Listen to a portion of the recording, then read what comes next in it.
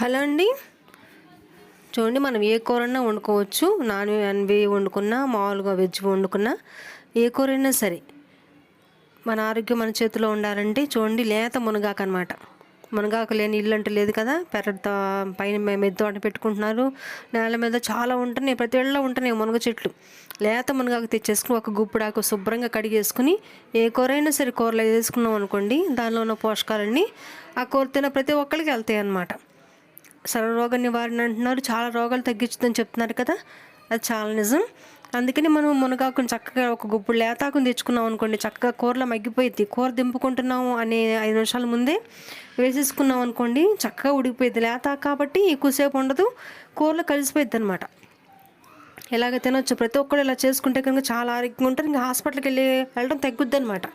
ఇలా చేసుకోవచ్చు. మా ఛానల్ కొత్తగా చూసి సబ్స్క్రైబ్ చేయండి, ఒక లైక్ ఇవ్వండి. ఓకే అండి, షేర్ చేయండి. బాయ్.